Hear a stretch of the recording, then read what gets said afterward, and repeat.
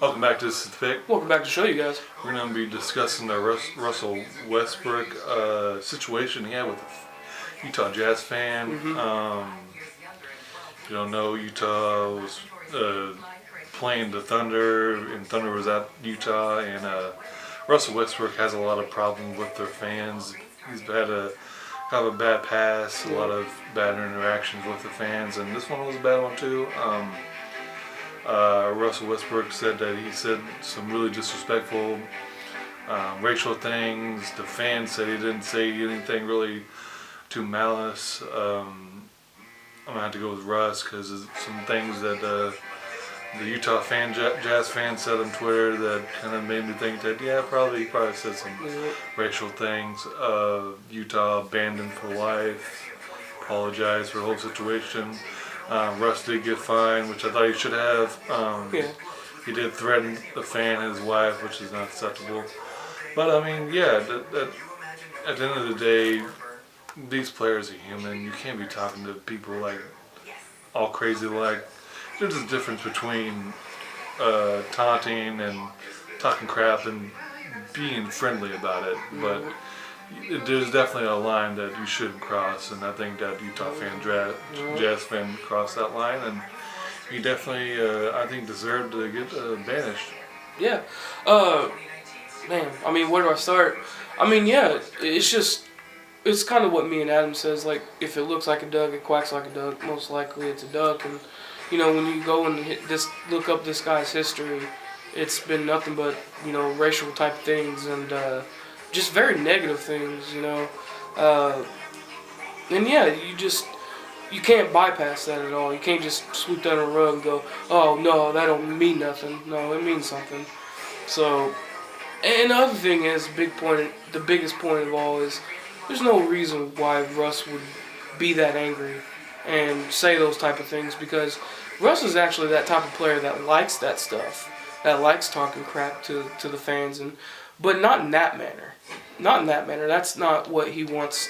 That's not what he wants. That's just pure disrespect. So, in a way, he felt like he had to get disrespectful back, and I understand that that's a man, protecting his pride just as like any other man would. So, I don't blame him at all. But I do agree, finding him some money. You don't need to be threatening people, but at the end of the day, I don't blame him for what he had to say.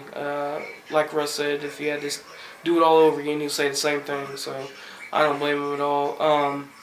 And Utah's fans have had history, not only with Russ, but just in general. Steven Jackson, former NBA player, played for, at the time he was playing for the Warriors, and he said, you could shoot through the crap talk until they start saying the N-word. And apparently, like I said, there were a couple N-words thrown out there, and he got really upset and talked to the commissioner about it, and it just never got really handled like it should have. And another incident at Utah, Derek Fisher was going to shoot a free throw, and a fan yelled at him a week, I think, before that game. His daughter had eye surgery, and a fan yelled at him and put his eye cancer, actually. Yeah, eye cancer, and she just got done with her surgery, and a fan yelled out and put his hand over his head. Like, that's just pure disrespect, man.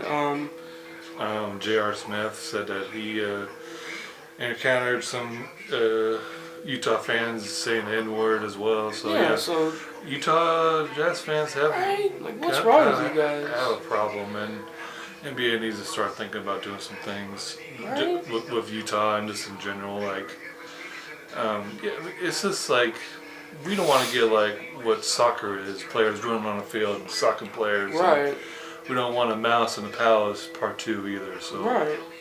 This is definitely a thing that NBA needs to think about, is being stricter, or NBA players need to point people out and say, you need to get that guy out of here. Right. Things like that. Something needs to be done. And I'm glad you said that, because it just got it kind of brought this up in my mind. As soon as him and that gentleman that Russ was getting into it with, I wouldn't even call him a gentleman, honestly. This guy that he got into, as soon as they got into it, they should have just booted that guy out. Like, as soon as it even got close to them badmouth. They need to solve it right then and there and not continue it. Another instance, I think it was last season, in one of the playoff games that Thunder was playing Utah.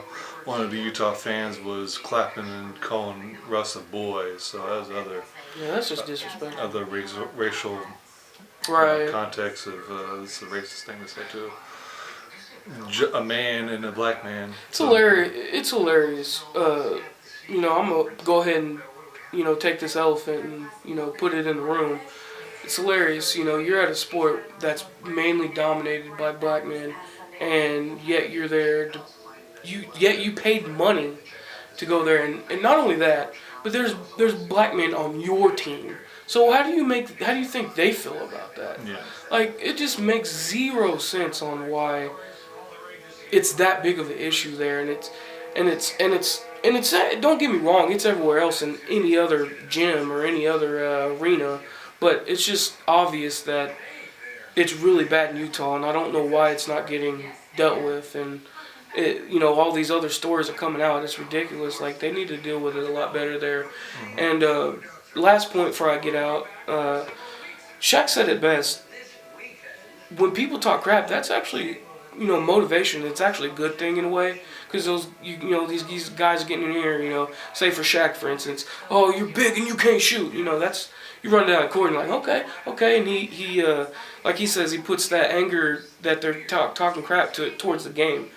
But when you start talking racial and talking about people's families, and say there's other issues that the athlete went public with that is very dear to them, and they say something about it, that's very sensitive stuff, and you just leave that alone. So what I'm saying is go ahead, talk crap, fans, but don't go to the point where you're talking about their families or talk about something that's deep or anything like that. That's uber negative. Like, don't do that. There's a line, don't cross it, like Adam says, and it's just simple fact and logic that these guys are human just like you.